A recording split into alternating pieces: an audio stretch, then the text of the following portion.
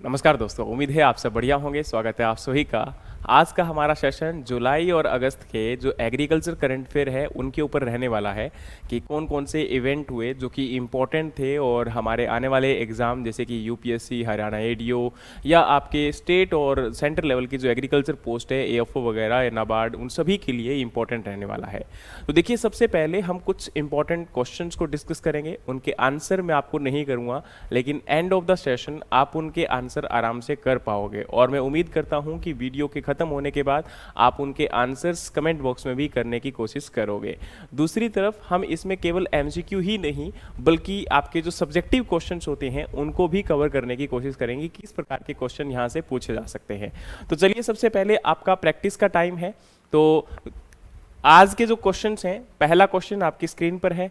Question है, consider the following statement about the कृषि निवेश पोर्टल। कृषि निवेश पोर्टल के बारे में आप इनमें से जो यहाँ पर ये स्टेटमेंट दी गई है, बताइए कि कौन सी स्टेटमेंट सही दी गई है। पहली स्टेटमेंट है, it integrate the 19 flagship scheme across the 14 central ministry and 9 state department. The portal act as a one stop platform for tracking agriculture investment opportunity and loan applications. In financial year 2025 the government has allocated 2.79 lakh crore rupees exclusively for this portal, and it aimed to include credit linked scheme PPP and venture capital project in the future। तो आपको ये बताना है कि यहाँ पर जो 4 statement दी गई है रिगार्डिंग द कृषि निवेश पोर्टल, तो ये स्टेटमेंट सही है या गलत है। इनमें से सही है तो कौन कौन सी है? 1 2 4 1 3 2 4 1 2 3 4। आगे वीडियो में हम इस टॉपिक को पूरा डिटेल में एक्सप्लेन करेंगे, तो उस टाइम पे आप आंसर कर पाओगे।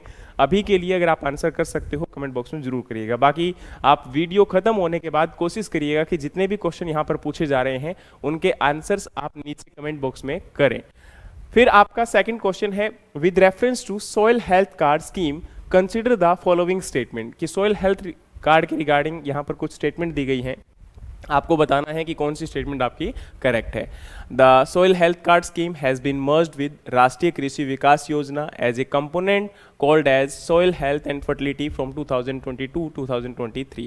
As of July 2025, more than 25 crore soil health card have been distributed to farmer। यानी कि जुलाई 2025 तक लगभग 25 crore soil health card distribute किए जा चुके हैं। India has established over 8200 soil testing laboratories including the static, mobile, mini and village level labs।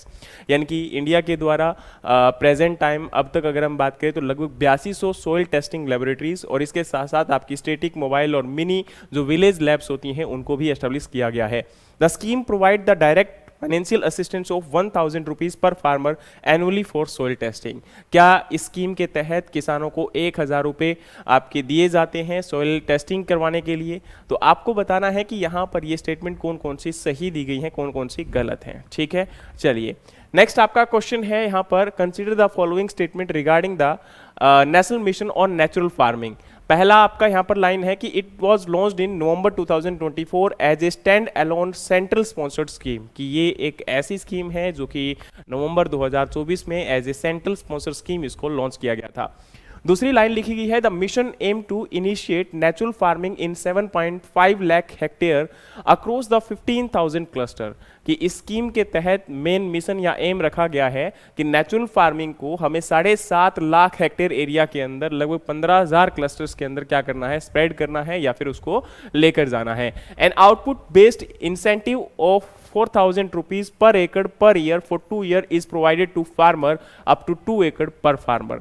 कि इस स्कीम के तहत आपके 4,000 रुपए प्रति एकड़ किसान को दिए जाएंगे 2 साल के लिए, और इसमें 2 एकड़ पर फार्मर जो है वो किसान को मिल सकता है, यानी कि अप टू 2 एकड़। अब जैसे फॉर एग्जांपल एक किसान के पास 10 एकड़ है तो ऐसा नहीं कि 10 एकड़ के लिए 4-4 हज़ार रुपए मिल जाएंगे, केवल 2 एकड़ तक के लिए ही किसान को क्या मिलेंगे, ये 4-4 हज़ार रुपए मिलेंगे। मोर than 10 lakh farmer have already enrolled under the mission by mid 2025। कि मिड 2025 तक लगभग क्या कह सकते हो कि 10 लाख किसानों से भी ज्यादा किसान इसमें जुड़ चुके हैं। अब आपको बताना है कि ये स्टेटमेंट कौन कौन सी सही दी गई है, चलिए आगे हम स्कीम को पूरा डिटेल में एक्सप्लेन करेंगे तो उस टाइम पे आप आंसर कर पाओगे। अच्छा, एक बात और बता दूं आगे बढ़ने से पहले कि हमारे बहुत सारे ऐसे सेशंस हैं जो मैं लगातार आपके साथ रिसेंट जो करंट इवेंट होते हैं उनको वन बाय वन भी डिस्कस करता हूं, तो आप उन सेशंस को भी ज़रूर देखें। अगर आप वाकई में एक सीरियस एस्पिरेंट्स हैं तो वहाँ पर बहुत डिटेल में उन लेक्चर्स को कवर किया जाता है। तो अगर आप वाकई में एक सीरियस एस्पिरेंट है तो उन सेशंस को ज़रूर फ़ायदा लें आपका ना, क्योंकि काफ़ी हद तक एग्रीकल्चर अगर करंट फेयर कहीं से आया तो मुझे नहीं लगता कि इससे बाहर कुछ आ सकता है, क्योंकि हम हमेशा कोशिश करते हैं कि कोई भी टॉपिक को वेल डिटेल्ड फॉर्म के अंदर आपका कवर किया जाए।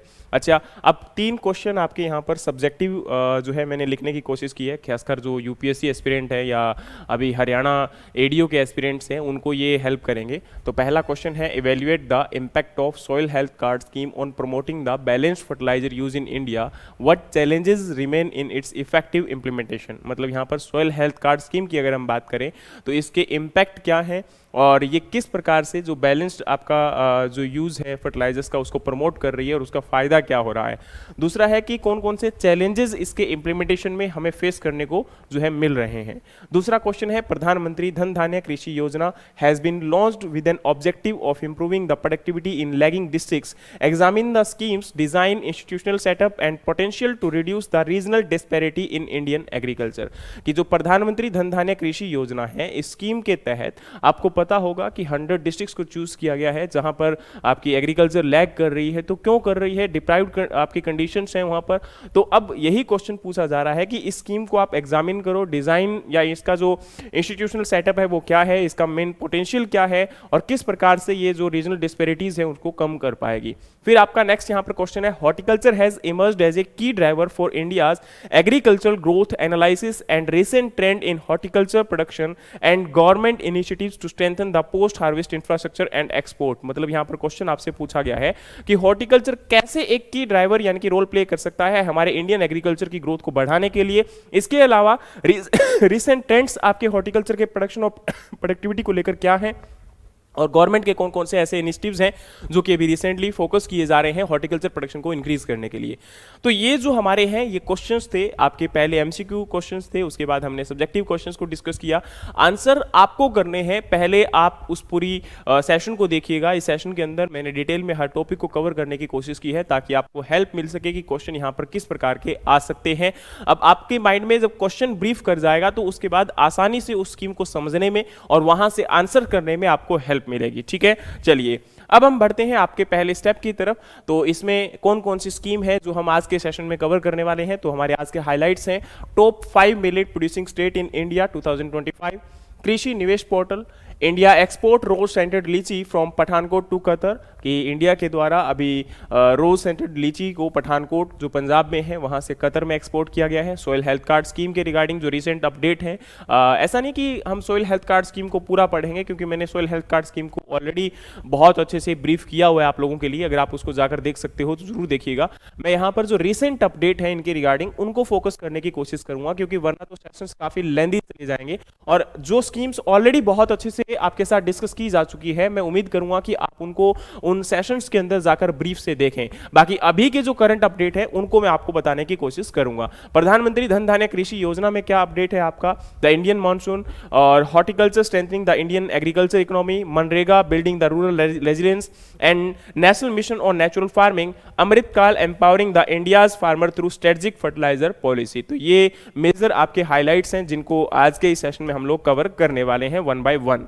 चलिए तो सबसे पहले हम लोग बढ़ते हैं आपके पहले टॉपिक की तरफ जिसके अंदर है कि आपके भारत में यानी कि हमारे इंडिया में प्रेजेंट टाइम में 5 आपके मेजर प्रोड्यूसिंग स्टेट्स जो कि मिलेट को प्रोडक्शन कर रहे हैं वो कौन कौन से हैं। तो पहले तो आपको बता दूं कि ये मेजर 5 स्टेट्स हैं, राजस्थान, कर्नाटका, महाराष्ट्र, यूपी और गुजरात। यहां पर मेजर क्रॉप कौन कौन सी ग्रो होती हैं तो मिलेट में से पर्ल मिलेट यानी कि बाजरा राजस्थान में मेजरली ग्रो करवाई जाती है, कर्नाटका के अंदर रागी, महाराष्ट्र के अंदर ज्वार, यूपी और गुजरात के अंदर भी पर्ल मिलेट मेजर क्रॉप के रूप में ग्रो करवाई जाती है। राजस्थान लगभग टोटल 27% आपका टोटल मिलेट्स का प्रोडक्शन करता है। कर्नाटका 18% करता है और महाराष्ट्र 14%, यूपी 12% और गुजरात जो है वो 7% टोटल मिलेट्स का प्रोडक्शन करता है। तो यानी कि अगर हम बात करें तो यहाँ पर भी मेजर आपके की रीजन्स जैसे राजस्थान में बाड़मेर और जोधपुर हैं, मांड्या और चित्रादुर्गा है जो कि कर्नाटका के अंदर, फिर आपका सोलापुर, बीड और नांदेड़ है महाराष्ट्र के अंदर, अलीगढ़, हाथरस और इटा है आपके यूपी के अंदर, और गुजरात के अंदर भावनगर और सुरेंद्रनगर है। अब देखिए जुलाई 2025 तक अगर हम बात करें तो टोटल मिलेट प्रोडक्शन 2024-25 का 180.15 लाख टन हो चुका है, जो कि आपका 4.43 lakh tonne higher than the previous year, यानी कि पिछले साल के मुकाबले लगभग 4.43 लाख टन ज्यादा प्रोडक्शन हुआ है, उत्पादन यानी कि मिलेट का बढ़ा है। अब इसका मतलब ये है कि मिलेट्स में भी भारत आने वाले टाइम के अंदर और ज़्यादा, वैसे तो मिलेट में हम देखें तो हम टॉप कंट्रीज यानी कि मेजर हम टॉप प्रोड्यूसर में आते हैं, लेकिन फिर भी अभी जिस प्रकार से न्यूट्रिशनल हम लोग डिफरेंस को देखते हैं, क्योंकि मिलेट के अंदर न्यूट्रिशन क्वालिटी ज़्यादा होती है, और वैसे भी नेशनल ईयर ऑफ मिलेट आपका बनाया गया था और इंटरनेशनल ईयर ऑफ मिलेट 2023 में सेलिब्रेट किया गया था, तो उसके तहत लोगों के अंदर अवेयरनेस जनरेट हुआ है, लोग मिलेट्स को चूज करने लगे हैं, डिमांड करने लगे हैं, तो उसके कारण मार्केट में इसकी डिमांड जब बढ़ती है तो किसानों ने भी इसको ग्रो करवाना स्टार्ट कर दिया है। तो मार्केट में अगर प्राइस और ज्यादा बेहतर इनको मिल पाएगा तो मुझे लगता है कि आने वाले समय के अंदर मिलेट्स का प्रोडक्शन काफी बेहतर हो सकता है। अब उम्मीद है कि इसी चीज के साथ कि बेहतर प्रोडक्शन आपका तभी पॉसिबल हो पाएगा जब मिलेट्स जहां पर ग्रो करवाया जाता है या जो मिलेट की वेराइटीज है उनमें इंप्रूव किया जाए, तो रिसर्च और डेवलपमेंट और टेक्नोलॉजीज में हमें और ज्यादा इन्वेस्टमेंट करने की जरूरत है, और उसके साथ साथ में जो फार्मर मिलेट का प्रोडक्शन करते हैं तो उन लोगों को भी एक प्राइस एंश्योरिटी देना बहुत जरूरी हो जाता है, क्योंकि बिना इसके पॉसिबल नहीं है कि हम डाइवर्सिफिकेशन को फॉलो कर पाएंगे। अब जैसे जितने भी वीट और राइस ग्रोइंग रीजन्स हैं, खासकर जैसे पंजाब और हरियाणा की बात करें, तो यहां पर हम लोग मिलेट्स को फॉलो नहीं कर रहे हैं। उसका कारण है क्योंकि मिलेट्स की प्रोडक्टिविटी बहुत कम है, और ओवरऑल जो मार्केट में प्राइस की अगर हम बात करते हैं तो उस रिस्पेक्ट में अर्निंग भी आपका वीट और राइस के कंपैरिजन में अगर हम देखें तो काफी कम हो जाता है, जिसकी वजह से किसान इनको अवॉइड करते हैं। लेकिन अगर प्रॉपर प्राइस इनको मार्केट में मिले और यहाँ पर ये कह सकते हो कि साथ साथ में किसानों को अल्टरनेटिव प्राइस सपोर्ट अगर उनको मिलता रहे तो मुझे लगता है कि प्रोडक्शन बेहतर हो सकता है। In 2024-5 India exported approximately 89,164 tonne of millet and total value of these exports stood at the $37 million. अब सोचकर देखिए, हमने 2024-25 के अंदर जो आपका एक्सपोर्ट किया था मिलेट का, तो इतनी अमाउंट यानी कि 89,164 टन हमने जो है मिलेट को एक्सपोर्ट किया था, और वहां से जो हमारी अर्निंग हुई थी वो लगभग $37 मिलियन का हमने अर्निंग किया था। तो अपने आप में काफी बड़ा यहां पर नंबर है, और आने वाले टाइम में ये बढ़ भी सकता है, लेकिन इंपॉर्टेंट ये है कि कैसे बढ़ेगा उसको लेकर थोड़ा सा गवर्नमेंट को सचेत होना पड़ेगा। उसके बाद में नेक्स्ट यहाँ पर आपके कृषि निवेश पोर्टल की हम लोग बात कर रहे हैं कि ये पोर्टल क्या है। तो देखो, कृषि निवेश पोर्टल ये अगेन आपका न्यूज़ में था अभी जुलाई में, और इसका फंडा क्या है। देखो, सबसे पहले तो इस बात को समझने की कोशिश करो कि ये पोर्टल है क्या। आप लोग जानते हैं कि आज बहुत सारी एग्रीकल्चर की स्कीम्स हैं, और अलग अलग स्कीम को अलग अलग डिपार्टमेंट जो है आपकी अलग अलग मिनिस्ट्रीज हैं उनके द्वारा इंप्लीमेंट किया जाता है, और किसानों के लिए हर एक प्लेटफॉर्म के ऊपर जाकर देखना, उनको समझना, या कोई भी नया इन्वेस्टर है जो एग्रीकल्चर सेक्टर में इन्वेस्टमेंट करना चाहता है उसके लिए बहुत डिफिकल्ट होता है कि अलग अलग प्लेटफॉर्म पर जाकर स्कीम्स को जांचना, परखना, और कई बार उनका फायदा उनको इसीलिए नहीं मिल पाता क्योंकि इनकी अधूरी जानकारी होने के कारण या फिर कंप्लीटली जानकारी ना होने के कारण वो लोग इसका फायदा नहीं उठा पाते। अब यहां पर इस सिंगल पोर्टल के ऊपर जितनी भी आपकी एग्रीकल्चर की स्कीम है उनको एक ही पोर्टल के ऊपर लेकर आया जा रहा है। इसमें क्या होगा, जैसे एग्जांपल के तौर पे यहां पर अभी प्रेजेंट टाइम में 19 फ्लैगशिप स्कीम्स जो हैं, यानी कि अभी तक 19 स्कीम्स को इस प्लेटफॉर्म के अंदर ऐड किया जा चुका है, और इनमें मेन टारगेट यही है कि इन स्कीम्स के अंदर किसानों को क्या फायदा मिलेगा, उनकी सारी जानकारी, इसके अंदर क्या क्या बेनिफिट किसान उठा सकते हैं, और इसके अंदर आपका एक 24/7 चैटबॉट सपोर्ट भी दिया गया है ताकि वहां पर कोई भी किसान या कोई भी इन्वेस्टर अपना क्वेश्चन पूछ सकता है।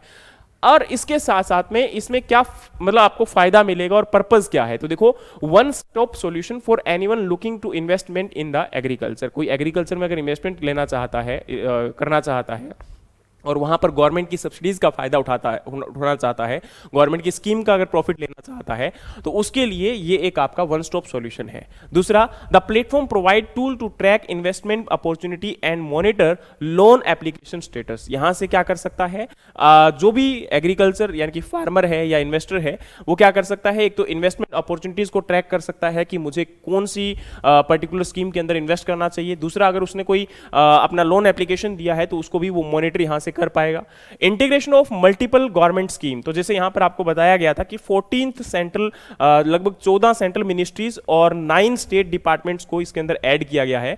And these include vital sector like agriculture, food processing, rural development and renewable energies. यानी कि इन सभी सेक्टर्स की जो आपका एग्रीकल्चर और रूरल डेवलपमेंट के रिगार्डिंग स्कीम्स और डिपार्टमेंट है, उनको इसके अंदर एड ऑन किया जा रहा है। और इन सभी डिपार्टमेंट्स की जो स्कीम्स हैं वो एक जगह पर ही इनको मिल जाएंगी। और जब ये लोग इसमें सर्च करेंगे कि मुझे किस में इन्वेस्टमेंट करना है, तो उसी के अकॉर्डिंग आसानी से सर्च कर उसमें इन्वेस्टमेंट कर सकते हैं। नेक्स्ट अगर हम बात करें तो अब देखो इससे क्या फायदा हुआ, यानी कि पिछले सालों में अगर हम देखें तो क्या बेनिफिट यहां पर देखने को मिल रहा है। तो in fiscal year 2025 the government has allocated a massive 1.31 lakh crore rupees toward this scheme. अब देखो इन स्कीम्स के अंदर भारतीय सरकार के द्वारा लगातार बहुत सारा पैसा इन्वेस्ट किया जा रहा है, बहुत सारी ग्रांट, बहुत सारा बजट एलोकेट इन स्कीम्स के लिए किया जाता है। दूसरा है कि to put it in perspective, private investment in agriculture reached about 2.79 lakh crore rupees in previous year. और पिछले साल की अगर हम देखें यहां पर तो लगभग 2.79 लाख करोड़ रुपए का इन्वेस्टमेंट प्राइवेट सेक्टर से भी आ चुका है, यानी कि लोग जो है एग्रीकल्चर सेक्टर के अंदर इन्वेस्टमेंट कर रहे हैं। अब फ्यूचर के अंदर इसमें क्रेडिट लिंक्ड स्कीम या फिर आपकी जो वेंचर कैपिटल प्रोजेक्ट्स, इनको भी इसके अंदर क्या किया जाएगा, ऐड किया जाएगा। और इसके साथ में यहां पर ये आपका पोर्टल है, इस पोर्टल के ऊपर अगर आप लोग जाओगे तो आसानी से एक तो ये पोर्टल क्या है इसके बारे में जानकारी मिल जाएगी, कौन कौन सी मेजर अभी टॉप स्कीम्स चल रही है गवर्नमेंट की, इनके बारे में आपको इंफॉर्मेशन मिलेगी। दूसरा, आप लोग इन स्कीम्स के ऊपर क्लिक करोगे तो यहां से आपको पूरी जानकारी मिल जाएगी। चैटबॉट के थ्रू जाकर आप अपनी इंफॉर्मेशन सारी ले सकते हो, यहां पर रजिस्टर कर सकते हो।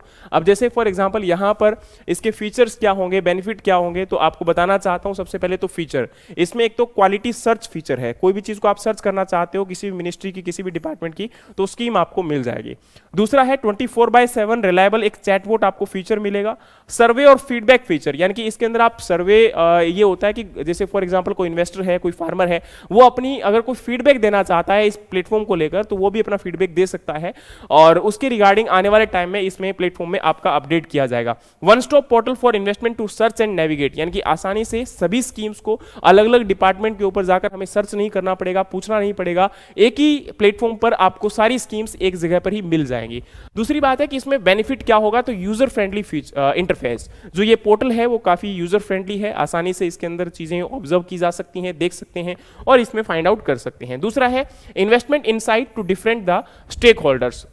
अब जैसे फॉर एग्जांपल कोई भी आपका इन्वेस्टर है, वो अगर इस पोर्टल के थ्रू इन्वेस्टमेंट करना चाहता है मिनिस्ट्री ऑफ एग्रीकल्चर में या फिर एग्रीकल्चर और रूरल डेवलपमेंट के रिगार्डिंग, तो वो कर सकता है। प्रोवाइड मोर इन्वेस्टमेंट अपॉर्चुनिटीज, तो यानी कि ज्यादा इन्वेस्टमेंट अपॉर्चुनिटीज यहां पर क्रिएट की जा रही हैं। और इजी ऑफ डूइंग बिजनेस, यानी कि सिंपल सी बात है कि भाई अगर आपका कोई भी प्लेटफॉर्म अगर ऐसी फैसिलिटीज अवेलेबल करवा रहा है तो बिजनेस में भी आसानी हो जाती है, क्योंकि एक ही प्लेटफॉर्म पर अगर सारी चीजें मिलेंगी तो हमें अलग अलग जगह पर जाकर हर चीजों को ट्रैक नहीं करना पड़ेगा और वो हमारे लिए काफी आसान हो जाता है। और इसमें आप लोग देखोगे तो इस प्रकार से, जैसे फॉर एग्जांपल आपका मिनिस्ट्री ऑफ एग्रीकल्चर है, जैसे मैंने कहा था कि स्कीम पर आप क्लिक करते हो, तो मैंने अभी मिनिस्ट्री ऑफ एग्रीकल्चर पर क्लिक किया, तो ये आपकी टोटल स्कीम जितनी इस प्लेटफॉर्म के अंडर फैसिलिटी की जा रही है उन स्कीम्स के नाम यहां पर आ चुके हैं।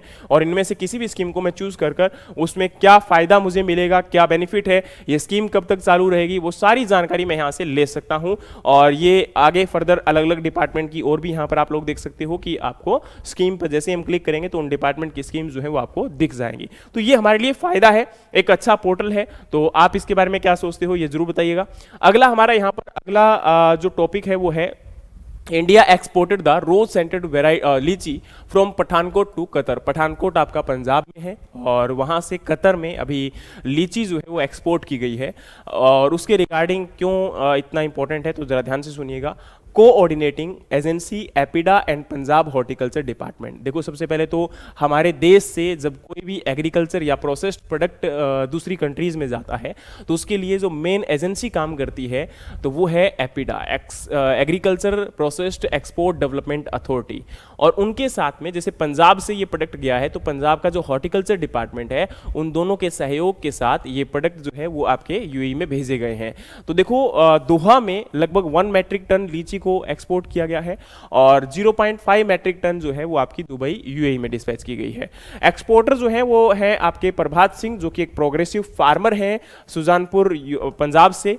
और पंजाब का जो कंट्रीब्यूशन है लीची कल्टीवेशन में वो लगातार बढ़ता जा रहा है।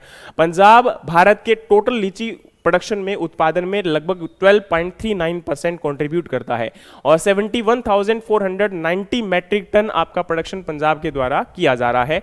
टोटल इंडिया का जो लीची एक्सपोर्ट है वो है लगभग 639.53 मैट्रिक टन जो कि 2023-24 के डेटा के अनुसार। Government backing and cold chain expansion from training farmers to setting up export infrastructure such efforts have made cold chain logistics a central pillar in India's export growth. यानी कि government के द्वारा लगातार इनिशिएटिव्स दिए जा रहे हैं एक्सपोर्ट को प्रमोट करने के लिए। अच्छा, एक यहां पर आपको बताना है कि रिसेंटली एपिडा के द्वारा सितंबर के अंदर ही एक नया प्लेटफॉर्म जो है वो प्रोवाइड करवाया जा रहा है, एक नई स्कीम कह सकते हो, जो कि मैंने ऑलरेडी एक दिन आपके साथ पूरी वीडियो बनाकर भी शेयर किया था।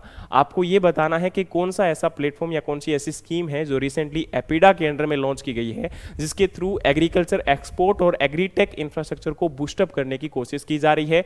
और इसमें एप्लीकेशंस अभी स्टार्ट हो जाएंगे और 3 मंथ के लिए इसमें जो है एक प्रकार से आपका इनिशियली इसको स्टार्ट किया गया है। और स्कीम का नाम आप कमेंट बॉक्स में जरूर बताइएगा। अगर आप वाकई में करंट अफेयर को लेकर सीरियस हो तो इसका आंसर आपको जरूर पता होगा। India's fruit and vegetable export total अगर हम बात करें तो वो आपका है 3.87 बिलियन यूएस डॉलर 2024-25 के आंकड़ों के अनुसार, और ये एपिडा का डेटा है। ठीक है, चलिए अब हम बात करते हैं सोइल हेल्थ कार्ड को लेकर। अब आप लोग जानते हैं कि सोइल हेल्थ कार्ड स्कीम क्या है। सोइल हेल्थ कार्ड स्कीम एक ऐसी स्कीम है या एक ऐसा आपका यूनिक गवर्नमेंट का कॉन्सेप्ट है जिसके थ्रू क्या किया जाता है कि हमारे किसानों के खेतों से मिट्टी का सैंपल लिया जाता है।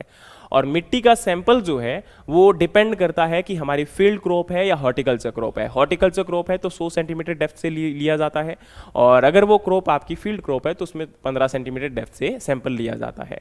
सैंपल्स को अलग अलग जो फील्ड के अंदर 4 से 5 लोकेशन से कलेक्ट कर लिया जाएगा और उसमें ध्यान रखा जाएगा कि सॉइल जो है वो बहुत ज़्यादा वेट ना हो, बहुत ज़्यादा ड्राई ना हो, और दूसरा ये भी ध्यान रखा जाएगा कि पेड़ के नीचे से मिट्टी ना ली जाए। और उसमें फील्ड से सैंपल को कलेक्ट कर 500 ग्राम का एक सैंपल तैयार कर लिया जाता है सभी सैंपल को मिलाकर। और उसके बाद उस 500 ग्राम के सैंपल को पूरा ड्राई करके सुखा के मिट्टी की जांच की जाती है। और सोइल हेल्थ कार्ड में टोटल 12 पैरामीटर हैं जिनकी जांच की जाती है। और वो कौन कौन से हैं, बहुत सारे बच्चों को पता भी होगा कि इसके अंदर 3 आपके फिजिकल पैरामीटर होते हैं जिसके अंदर पीएच, ईसी और ओसी। पीएच का मतलब होता है सोइल का आपका पीएच कितना है, जिससे हमारी एसिडिटी, एल्कलिनिटी, सैलिनिटी और न्यूट्रलिटी के बारे में पता चलता है। ईसी आपकी इलेक्ट्रिकल कंडक्टिविटी है कि सोइल के अंदर सॉल्ट कंसंट्रेशन कितना है, और ओसी का मतलब है ऑर्गेनिक कार्बन। ये 3 आपके फिजिकल पैरामीटर हैं। उसके बाद में सोइल के अंदर आपके primary nutrient NPK, nitrogen, phosphorus और पोटास, और इसके साथ में एक सेकेंडरी न्यूट्रिएंट सल्फर की भी जांच की जाती है। और बाद में zinc, iron, copper, manganese, boron और molybdenum, zinc, iron, copper, manganese और बोरॉन, ये हमारे 5 न्यूट्रिएंट है जिनकी जांच की जाती है। 5 और 1 6, 6 और 3 9, 9 और 3 12, ये 12 पैरामीटर है जिनकी सोइल हेल्थ कार्ड में जांच की जाती है। अब इसका फायदा क्या होगा? इसका फायदा ये होता है कि हमारी सोइल के अंदर किसानों के द्वारा हर साल बहुत सारा फर्टिलाइजर एप्लीकेशन किया जाता है, और कई फर्टिलाइजर ऐसे होते हैं जो हमारी सोइल में ऑलरेडी प्रेजेंट होते हैं लेकिन हम उनकी डोज एक्स्ट्रा अप्लाई कर देते हैं, जिससे आपकी सोइल के अंदर जो नेचुरल फर्टिलिटी है उसमें एक इम्बैलेंस देखने को मिलता है। किसी न्यूट्रिएंट की कंसंट्रेशन बढ़ जाती है, किसी न्यूट्रिएंट की कंसंट्रेशन काफी कम हो जाती है। या अब ये भी कह सकते हो कि कोई न्यूट्रिएंट बहुत ज्यादा सोइल में अप्लाई करने के बाद उसकी टॉक्सिटी या उसकी डेफिशिएंसी दूसरे न्यूट्रिएंट की प्लांट के अंदर देखने को मिलती है। अब इसका इंपैक्ट किसको पड़ेगा? किसान को पड़ेगा। और और लगातार हम एक्स्ट्रा फर्टिलाइजर अगर अप्लाई करेंगे जो ऑलरेडी प्रेजेंट है, तो किसान की जो जेब है यानी कि उसकी लागत है वो भी लगातार बढ़ेगी और हमारा जो प्रॉफिट परसेंटेज होगा, लाभ प्रतिशत होगा, वो भी लगातार कम होता चला जाएगा। तो इसी को कम करने के लिए और एनवायरमेंट, क्योंकि अब देखो एक्स्ट्रा अगर फर्टिलाइजर आप अप्लाई करते हो तो उससे पर्यावरण के ऊपर भी बहुत नकारात्मक प्रभाव पड़ता है। उसी को कम करने के लिए भारतीय सरकार के द्वारा यह कोशिश की जा रही है कि भाई सॉइल हेल्थ कार्ड को यानी कि मिट्टी को जांचकर हमारी मिट्टी में कितना न्यूट्रिएंट प्रेजेंट है, कौन कौन से फर्टिलाइजर हमें अप्लाई करने हैं, तो एक वेल बैलेंस्ड फर्टिलाइजर एप्लीकेशन की जाए ताकि पर्यावरण का भी प्रदूषण कम हो, हमारी प्लांट हेल्थ, सॉइल हेल्थ और एनवायरमेंटल हेल्थ के ऊपर एक पॉजिटिव इंपैक्ट रहे और इन फर्टिलाइजर्स का जो ह्यूमन हेल्थ के ऊपर नेगेटिव इंपैक्ट है उसको भी कम किया जाए और ओवरऑल जो लागत है उसको भी कम किया जाए। अब देखो जुलाई 2025 तक लगभग 25 crore soil health card distribute किए जा चुके हैं, जिनका मेन टारगेट यही था जो मैंने बताया कि balanced use of fertiliser and support the better soil management across the country. अब जो फर्टिलाइजर आप लोग अप्लाई करते हो इससे सॉइल के अंदर एसिडिटी, एल्कलिनिटी भी आपकी बढ़ती है या सैलिनिटी भी बढ़ती है, डिपेंड करता है कि आप फर्टिलाइजर कौन सा एक्सेस में यूज कर रहे हो, तो उसकी वजह से। फिर हमारी बारी आती है कि bye February 2025 approximately 1706.18 crore rupees has been provided to state and union territories to support the soil health card scheme। यानी कि अभी तक अगर हम बात करें 2025 तक तो लगभग 1706 करोड़ रुपीस जो है वो डिस्ट्रीब्यूट किए जा चुके हैं स्टेट और यूटीज को।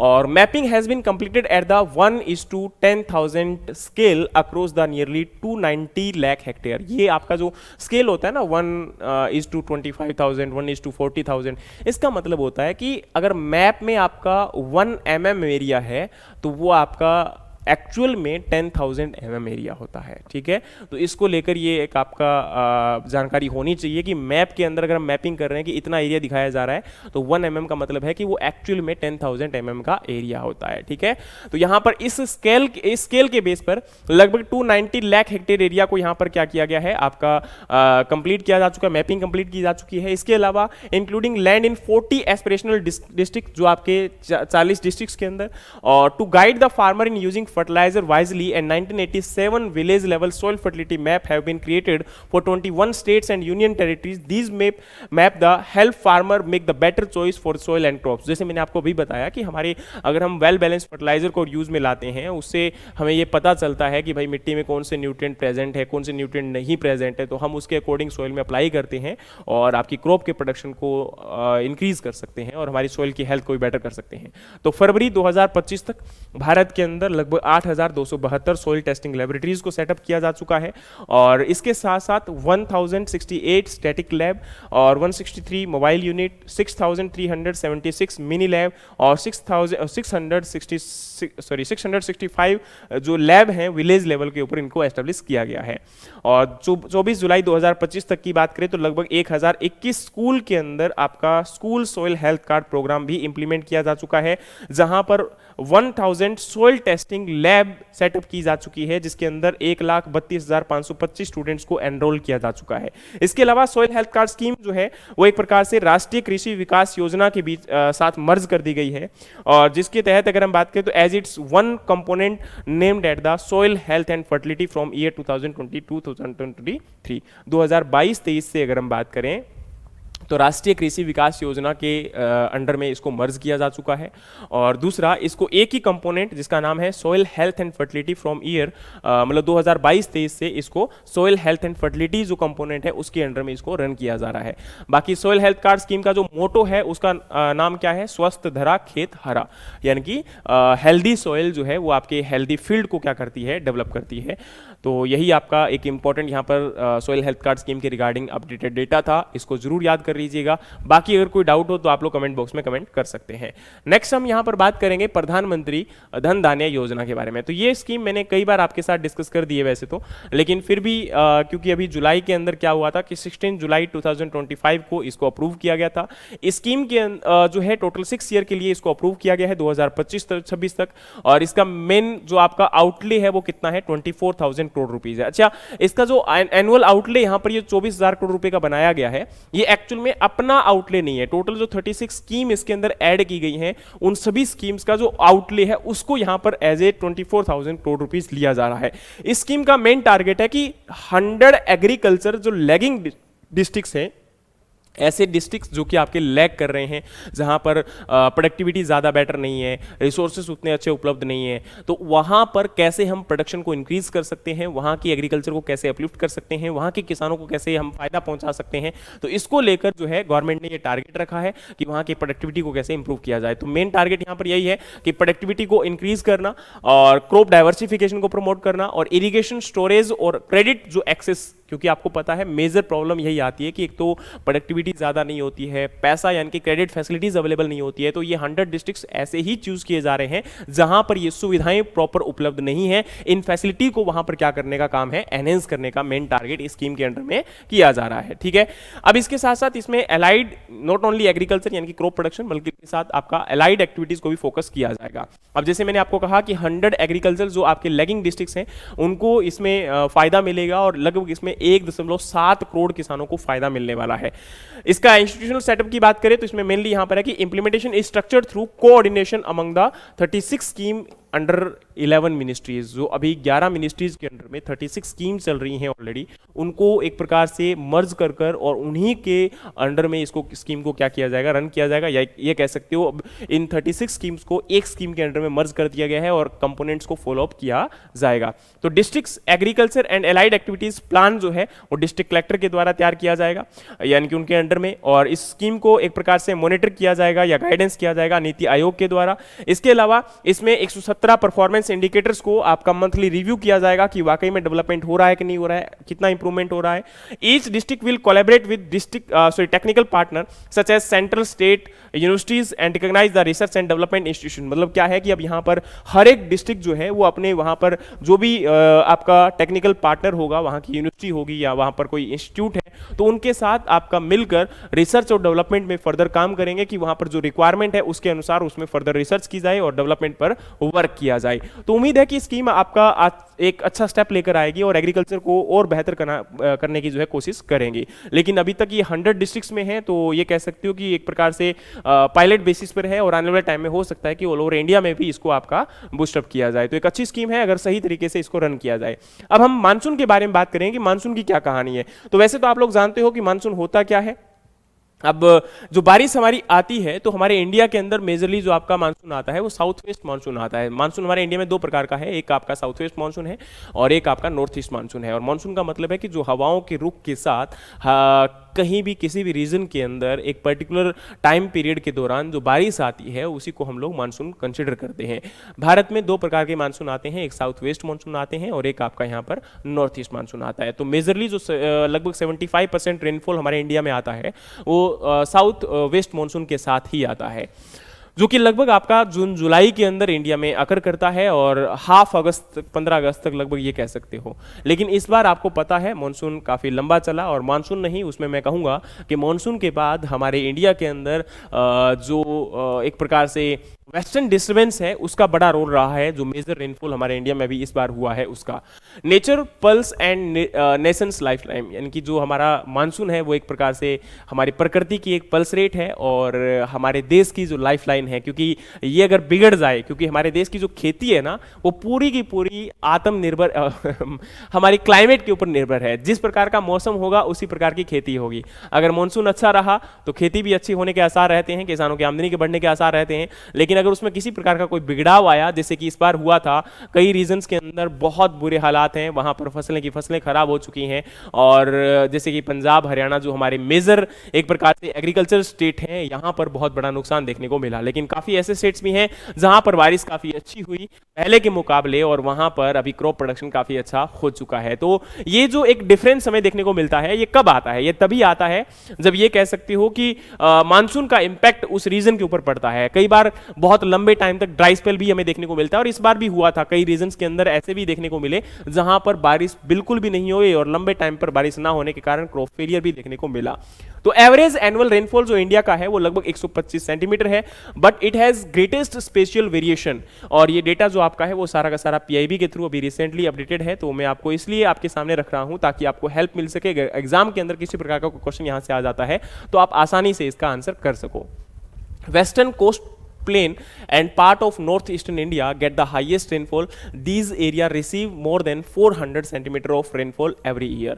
यानी कि आपको ये तो पता ही होगा कि वेस्टर्न कोस्ट प्लेन है या आपका जो नॉर्थर्न इंडिया है, यहाँ पर भारत में सबसे ज़्यादा बारिश होती है। और इस बार इस रीजन के अंदर हर बार अगर इस रीजन की बात करें तो 400 mm से भी ज़्यादा बारिश यहाँ पर देखने को मिलती है। ठीक है, 400 सेंटीमीटर, mm नहीं, 4000 mm हो जाएगा। और आपका यहाँ पर ये जरूर ध्यान रखना क्योंकि कंफ्यूजन बड़ा होता है। ठीक है, और 400 सेंटीमीटर। ठीक है, part of western Rajasthan and nearly regions in Gujarat, Haryana and Punjab get very little rainfall. These area receive less than 60 centimetre of rainfall annually. हर साल अगर हम बात करें तो ये जो रीजन है, जैसे कि वेस्टर्न पार्ट आपका राजस्थान का है, गुजरात है, हरियाणा है, पंजाब है, यहाँ नॉर्मली जो बारिश होती है इन एरिया के अंदर वो 60 सेंटीमीटर या उससे भी कम होती है। ठीक है, इस बार ज़्यादा हुई है, ऐसा नहीं कि आप लोग मतलब बिल्कुल दिल पे ले जाओगे, ये एक एवरेज बताया जा रहा है कि पिछले सालों का कितना है। Deccan plateau and area east of Sahyadri hills also get low rainfall and these place lie in the rain shadow region, meaning the hills block the rain bearing winds. अब होता क्या है कि जो डेक्कन प्लेटू रीजन है आपका, जैसे महाराष्ट्र के आसपास अगर हम बात करें तो आपको पता होगा जैसे हमारे इंडिया के अंदर जो बारिश आती है वो जैसे यहाँ से जो हवाएं चलती हैं उनके साथ आती है। ठीक है, तो अब होता क्या है कि जब ये हवाएं आती है तो यहाँ पर जो ये आपका हिल्स रीजन प्रेजेंट है ये क्या कर देता है, ये इन हवाओं को क्योंकि आपके इंडिया में क्या होता है कि हमारे इंडिया में जो हवा चलती है तो उसके साथ वाटर ड्रॉपलेट आती है। ये वाटर ड्रॉपलेट अब देखो हाई प्रेशर से लोअर प्रेशर रीजन की तरफ जाती हैं और लोअर प्रेशर रीजन के अंदर क्या होता है, वहां पर आपका हवाएं ऊपर उठना स्टार्ट हो जाएंगी, खासकर कोई हिली रीजन है उनके साथ में लगकर। तो ऊपर जाने के बाद आपको पता है क्लाइमेट कूल है, वहां पर ये आपका कंडेंसेशन होने के बाद बादल बनेंगे और बादल बनने के बाद बारिश के रूप में नीचे आ जाता है। तो अब होता क्या है कि जो ये आपका यहाँ पर हिली रीजन्स होगा ये कंप्लीटली उस रेन को ब्लॉक कर देता है और जिसकी वजह से उसके अपोजिट साइड के अंदर रेनफॉल अकर नहीं कर पाता है। तो ज्यादातर जो महाराष्ट्र के अंदर आपका सूखा पड़ता है वो इसी कारण पड़ता है, इसी कंडीशन की वजह से वहां उस रीजन के अंदर आपको जो है मानसून नहीं देखने को मिलता या मानसून के टाइम पर भी वहां पर कई बार बारिश नहीं होती है। और ये जो कंडीशन होती है, जैसे सह्याद्री हिल्स की बात की है, तो उनके उस एरिया के अंदर लगभग ये आपका एक मेजर कारण रहता है कि वहां पर बारिश ना होने का। ले इन Ladakh is another area where very low rainfall due to high altitude and cold desert climate। आप लोग जो आपका लेह और लद्दाख है यहाँ पर भी बारिश कम होती है। Most other part of India receive moderate rainfall and snowfall is limited to Himalayan region। तो ये आपका एक जनरल कंडीशन बताई गई है कि किस प्रकार का मानसून हमारे इंडिया में देखने को मिलता है। अब देखिए क्लाइमेट चेंज और इंडिया के मानसून के ऊपर क्या प्रभाव है। तो एक्सपर्ट्स ने इस बात को नोट किया है कि सेंट्रल इंडिया जहां पर फ्रीक्वेंसी जो एक्सट्रीमली डेली रेनफॉल इवेंट वो लगभग 150 mm, जैसे मान के चलो हर रोज 150 mm बारिश होना, तो ये इवेंट पहले बहुत कम हुआ करते थे, लेकिन 1950 के बाद 2015 तक इन इवेंट में 75% इंक्रीमेंट देखने को मिला है। यानी कि 150 mm बारिश एक दिन में होना या उससे ज़्यादा होना, ये एक प्रकार से कहीं ना कहीं क्लाइमेट चेंज का रीजन है। 1950 के अंदर ये स्थिति कम बनती थी, 2015 के अंदर ये बदलाव बहुत बड़ा हो चुका है। There has also been noticeable increase in the number of dry spell during the summer monsoon season.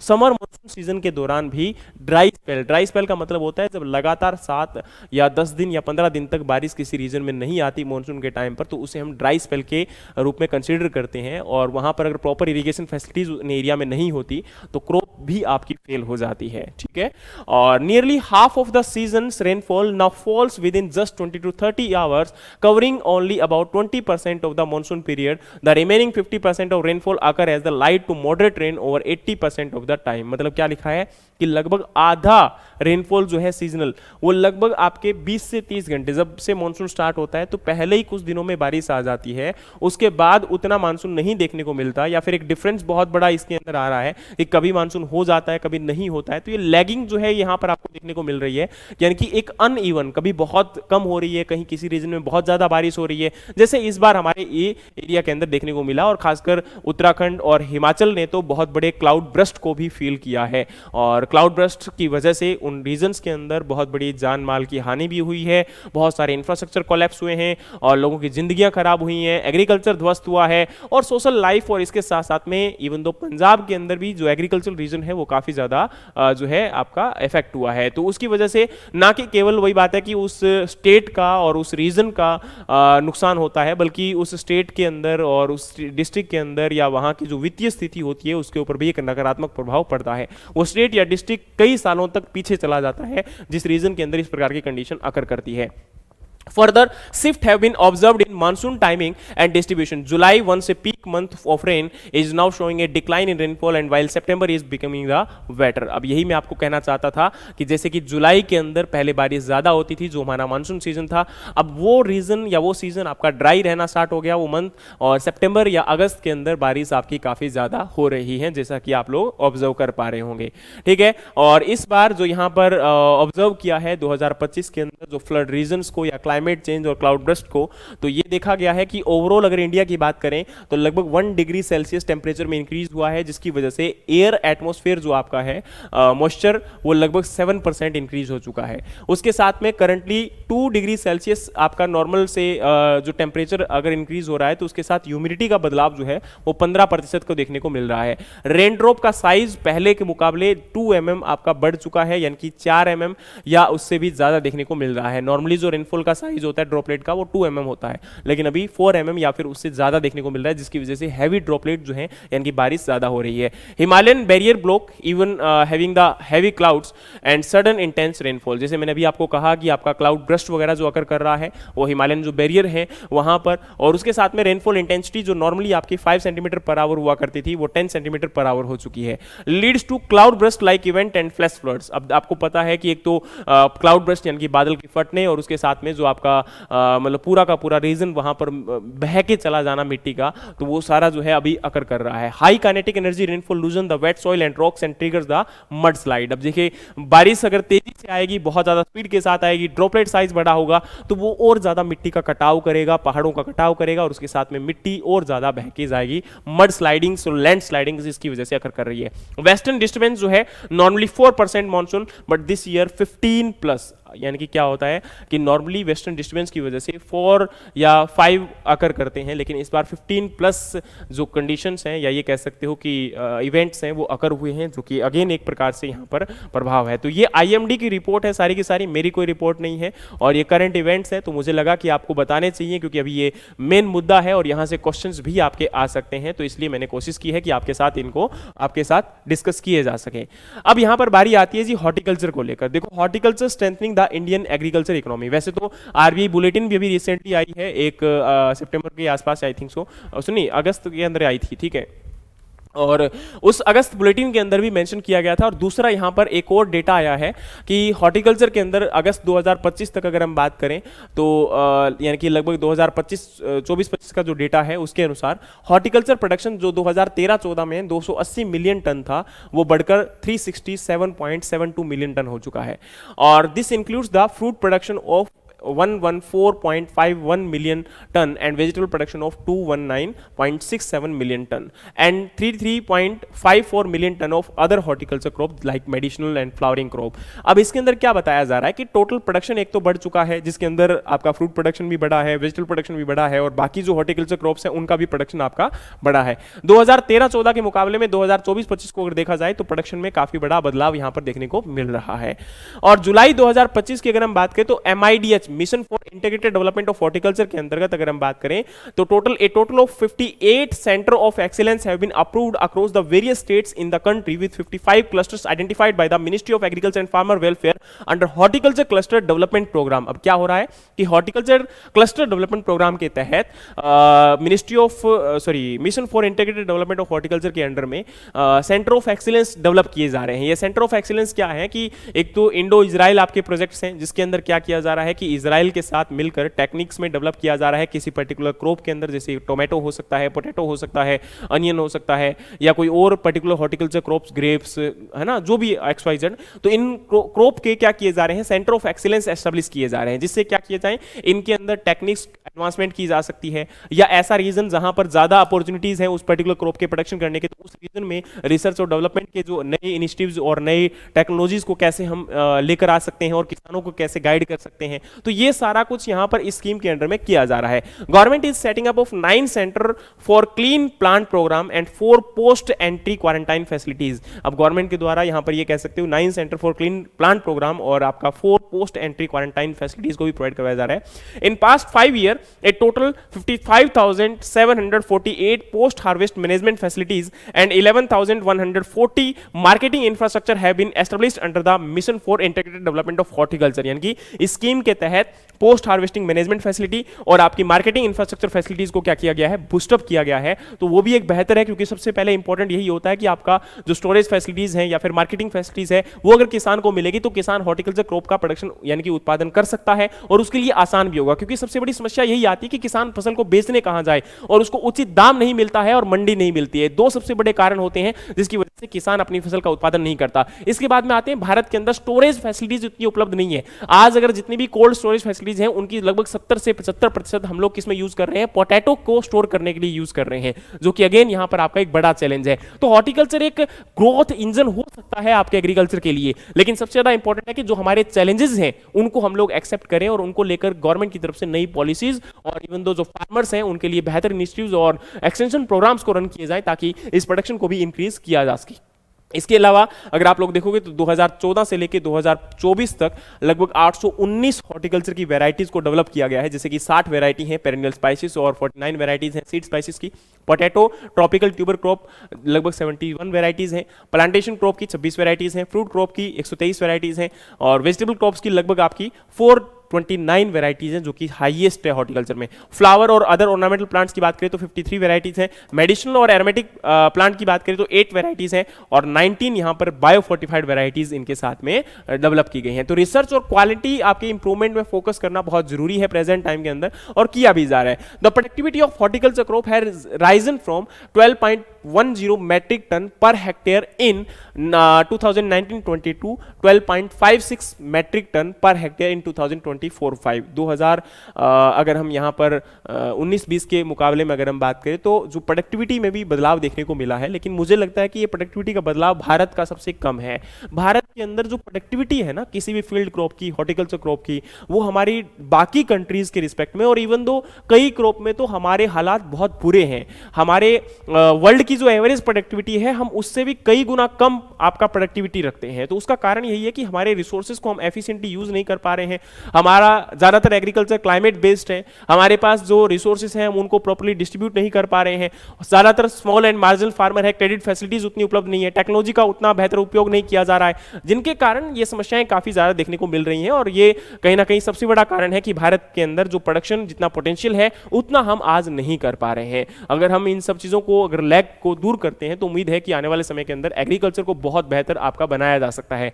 आज लगभग 47% पॉपुलेशन जो भारत की एग्रीकल्चर के ऊपर डिपेंडेंट है उसको बेहतर किया जा सकता है और खासकर अगर हॉर्टिकल्चर में अगर हम इनिशिएटिव लें तो मुझे लगता है कि और भी बेहतर उम्मीद हो सकती है। ठीक है, चलिए अगला आपका यहाँ पर मनरेगा को लेकर है। तो मनरेगा को लेकर गवर्नमेंट की तरफ से एक डेटा पब्लिश किया गया है कि ये मेनली आपका एक तो देखो रूरल लाइवलीहुड जो एरिया है या सिक्योरिटी है उसको लेकर एक पिलर का काम करता है, जिसके अंदर 100 डेज की एक प्रकार से रोजगार की गारंटी दी जाती है। 2013-14 में इसका जो बजट एलोकेट किया गया था वो आपका जो है 33,000 करोड़ रुपए था और 2025-26 के अंदर ये जो बजट एलोकेशन है वो लगभग 86,000 करोड़ रुपीस हो चुका है और जो कि अभी तक इस स्कीम के अंदर हाईएस्ट है।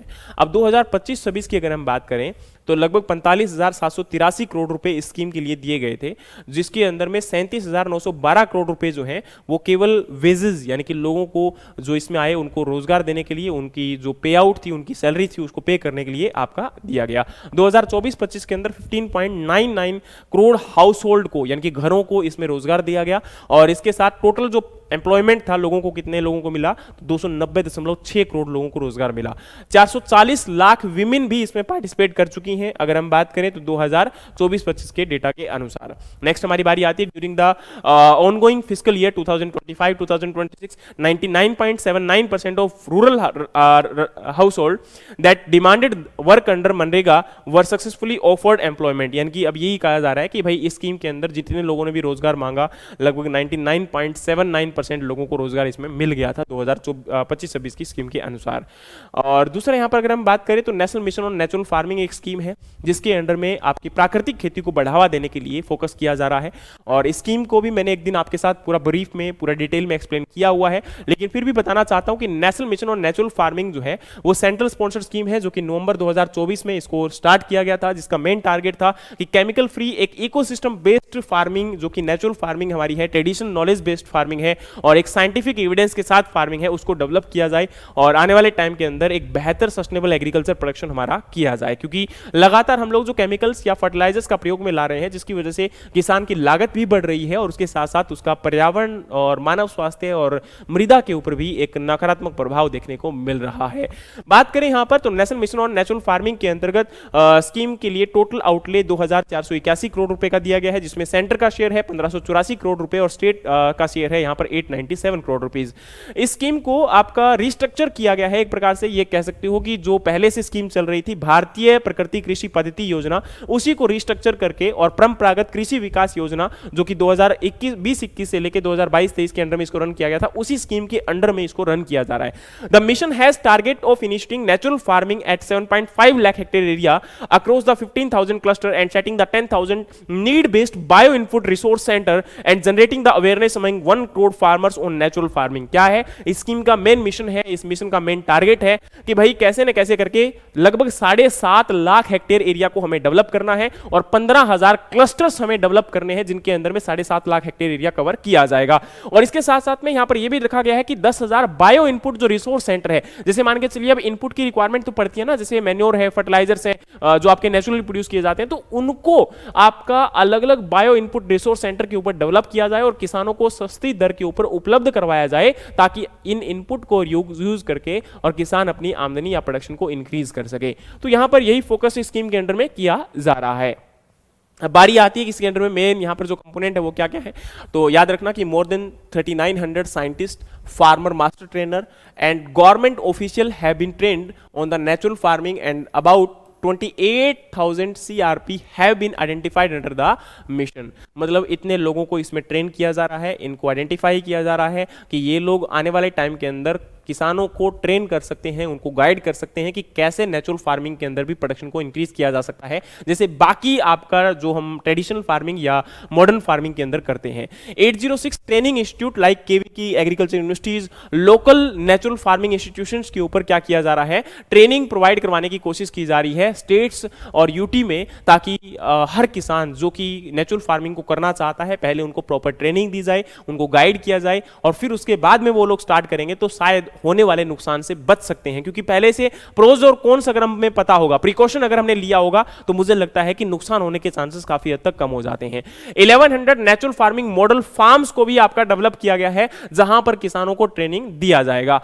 इसके अलावा आउटपुट बेस्ड इंसेंटिव्स 4,000 रुपीज पर एकड़ पर ईयर पर फार्मर को दिए जा रहे हैं 2 साल के लिए, और याद रखना अप टू 1 एकड़ पर फार्मर, एक किसान को 1 एकड़ के लिए ही दिया जाएगा, 2 एकड़ के लिए नहीं दिया जाएगा। Is provisional in the scheme of farmer to practice natural farming, training, upkeep of livestock, preparation of natural farming inputs। तो यानी कि ये जो 4,000 रुपए दिए जा रहे हैं 1 एकड़ के लिए, वो मेनली यही टारगेट है कि इसके अंदर नेचुरल फार्मिंग जो प्रैक्टिसेस या ट्रेनिंग ऑप्ट करेंगे या फिर लाइवस्टॉक की रेयरिंग करेंगे या फिर आपका नेचुरल फार्मिंग इनपुट्स परचेज करेंगे, तो वो परचेज कर सके और ये 2 साल के लिए दिया जाएगा। More than 10 lakh farmer have been already enrolled under the mission and 7,934 BRCs have been identified, out of which 2,045 BRCs has been set up. यानी कि नॉर्मली अभी फोकस की जा रही है कि देखो इसके अंदर मैक्सिमम टू मैक्सिमम कैसे कितने नंबर ऑफ फार्मर्स को हम लोग इसमें ऐड कर सकते हैं और आने वाले टाइम के अंदर कैसे इन किसानों को फायदा हम लोग पहुंचा सकते हैं। तो लगभग 10 लाख किसानों को रजिस्टर इसके अंदर में किया जा चुका है। तो ये एक अच्छी और एस्पिरेशनल स्कीम है, मुझे लगता है कि इसको अगर फोकस किया जाए तो अच्छे से आने वाले टाइम के अंदर प्रोडक्शन को इंक्रीज किया जा सकता है। ठीक है, तो ये एक बेहतर स्कीम यहां पर है। और नेक्स्ट आपका है फर्टिलाइजर को लेकर। देखो फर्टिलाइजर में यहां पर ध्यान से देखिएगा कि for financial year 2024-5 budget estimate for department of fertiliser was revised from पहले जो बजट था वो आपका था 1,68,130 करोड़ रुपीज, जो कि अभी बढ़ाकर कितना कर दिया गया है 1,91,836 करोड़ रुपीस कर दिया गया है, जो कि अगेन एक बजट में बहुत बड़ा इंक्रीमेंट है। लेकिन अब फर्टिलाइजर्स को कहीं ना कहीं हमारे देश के ऊपर डिपेंडेंसी को बढ़ाना पड़ेगा, सबसे ज़्यादा इंपॉर्टेंट है। दूसरा, इस फर्टिलाइजर के यूज़ को हमें कम करना पड़ेगा, जिसके लिए हमारी सॉइल हेल्थ कार्ड स्कीम है। क्योंकि देखो अगर हम एक्स्ट्रा या ये कह सकते हो कि ओवरडोज अगर यूज करते हैं फर्टिलाइजर की, तो किसान की तो लागत कहीं ना कहीं बढ़ रही है, लाभ भी कम हो रहा है, लेकिन इसके साथ साथ प्रदूषण और पर्यावरण भी बढ़ रहा है और देश का जो वित्तीय घाटा है वो भी लगातार बढ़ रहा है। तो यहां पर इसीलिए गवर्नमेंट फोकस भी कर रही है। तो India stand as the second largest user and the third largest producer of fertiliser globally. Bharat जो है वो आज सेकंड लार्जेस्ट नंबर पे आता है आपके फर्टिलाइजर को यूज करने में, और हम लोग तीसरे लार्जेस्ट प्रोड्यूसर हैं वर्ल्ड के अंदर आपके फर्टिलाइजर को प्रोडक्शन करने में। टोटल फर्टिलाइजर प्रोडक्शन जो आपका इंक्रीज हुआ है 2014-15 से 2023-24 तक, तो 383.3 लाख मैट्रिक टन का हम फर्टिलाइजर उत्पादन करते थे। आज हम 503.35 लाख मैट्रिक टन का उत्पादन करते हैं 2023-24 में। और in the year 2023-4 India recorded highest ever domestic production of urea exceeding the 314 lakh metric tonne, यानी कि 2023-24 में सबसे ज्यादा हमने यूरिया का प्रोडक्शन किया, लगभग 314 लाख मैट्रिक टन का। और 6 नए यूरिया के प्लांट आपके कमीशन किए गए हैं लास्ट 6 सालों के अंदर, जिनकी कैपेसिटी है 76.2 लाख मैट्रिक टन। और इंडिया टोटल एनुअल कंजप्शन जो फर्टिलाइजर का 2023-24 में है वो है 601 लाख मैट्रिक टन, और जिसमें से 503 लाख मैट्रिक टन जो हमारे देश के अंदर प्रोड्यूस किया गया था और 170 लाख मैट्रिक टन हमने दूसरे देशों से इंपोर्ट किया था। ठीक है, अब ये इंपोर्ट जो किया गया उसका डेटा क्या है, तो देखिएगा अराउंड 87% यूरिया हमने जो हमारे देश के अंदर प्रोडक्शन हुआ था उसको यूज किया है। 90% जो एनपीके फर्टिलाइजर है वो हमारे देश के अंदर जो यूज हुए थे उन्हीं को प्रयोग में लाया है, यानी कि केवल 10% है जो हमने इंपोर्ट किए थे। और डीएपी केवल 40% ही हमारे देश में हम लोग उत्पादन कर पाए थे, बाकी 60% हम लोग ज्यादातर चाइना जैसी कंट्री से क्या करते हैं, इंपोर्ट करते हैं। और म्यूरेट ऑफ पोटाश तो 100% हमारा आज भी इंपोर्ट के ऊपर ही डिपेंडेंट है, और ज्यादातर आपका कनाडा से हम लोग इंपोर्ट करते हैं। बात आती है तो नई इंटरनेशनल डील्स भी यहां पर आपकी एस्टेब्लिश की जा रही हैं फर्टिलाइजर सप्लाई को लेकर, सऊदी अरेबिया, नेपाल, भूटान और श्रीलंका के साथ। और नमरूप 4, ये नमरूप जो आपका है वो आसाम में एक लोकेशन है जहां पर एक प्रोजेक्ट आपका अप्रूव किया गया था मार्च 2025 के अंदर, जो कि एक फुली फंडेड आपका जॉइंट वेंचर था न्यू इन्वेस्टमेंट पॉलिसी 2012 के अनुसार, जिसके अंदर 10,601 करोड़ रुपए सेंट्रल गवर्नमेंट की तरफ से इन्वेस्टमेंट का टारगेट रखा गया है, जिसके अंदर टोटल आपकी 12.7 लाख मैट्रिक टन का एक यूरिया प्रोडक्शन हाउस जो है वो डेवलप किया जाएगा, प्लांट डेवलप किया जाएगा प्राइवेट पार्टनरशिप के साथ। तो ये एक यहां पर बड़ा आपका ये कह सकते हो कि फर्टिलाइजर को लेकर जो गवर्नमेंट की तरफ से नया डेटा पब्लिश हुआ है, इसको भी आप लोग जरूर ध्यान में रखिएगा। और फर्टिलाइजर को लेकर आज के टाइम पर क्वेश्चन काफी ज्यादा क्रिएट हो सकते हैं, क्योंकि इसका जो है इसको लेकर काफी आपको पता होगा पिछले सितंबर से लेके और अब तक जो फर्टिलाइजर की जो कहीं ना कहीं लैगिंग है या फर्टिलाइजर की जो इनसफिशियंस है, जिसकी वजह से फार्मर्स बहुत ज्यादा दुखी हो रहे थे, लाइनों में लगना पड़ रहा था, तो इनको लेकर हो सकता है कि आपसे क्वेश्चंस इसके बारे में पूछ लिया जाए, तो इनको लेकर जरूर तैयार रहना कि क्वेश्चंस यहां से किस प्रकार से आपके हो सकते हैं। तो ये हमारा पूरा आज का सेशन था जो उसको फोकस रखा गया कि किस प्रकार से आप लोग जो है हमारी जो एग्रीकल्चर स्कीम्स है उनको तैयार कर सकते हो। बाकी अगर आप हमारे IBPS AFO mains test series या हमारे क्रैश कोर्स को ज्वाइन करना चाहते हो, जहां पर हम लोग classes, study material, test series provide करवाएंगे और इसमें केवल टेस्ट आपके रहेंगे टॉपिक वाइज, सब्जेक्ट वाइज और फुल लेंथ टेस्ट, इनको आप लोग ज्वाइन कर सकते हो। नीचे डिस्क्रिप्शन के अंदर कॉन्टैक्ट नंबर दिया गया है। इसके अलावा हरियाणा एडीओ का भी हमारा सब्जेक्ट नॉलेज टेस्ट चल रहा है और पंजाब एडीओ का भी बैच हमने स्टार्ट कर दिया है, तो आप इनको ज्वाइन कर सकते हो। डिस्क्रिप्शन के अंदर लिंक आपका दिया गया है। बाकी अगर कोई डाउट है आपको तो वो जरूर बताइएगा, और पहले मैंने क्वेश्चंस पूछे थे उनको आंसर करने की कोशिश जरूर करिएगा आपके कमेंट बॉक्स में, जहां पर मैं आपका इंतजार करूंगा। और आने वाले वीडियोस के अंदर भी हम बेहतरीन कंटेंट आपको उपलब्ध करवाने वाले हैं, तो उसके लिए भी हमारे चैनल को सब्सक्राइब कर लीजिए। Thank you so much. Video पसंद आया तो लाइक कीजिएगा, नहीं आया तो अपडेट दीजिएगा। Thank you so much. जय हिंद, जय भारत।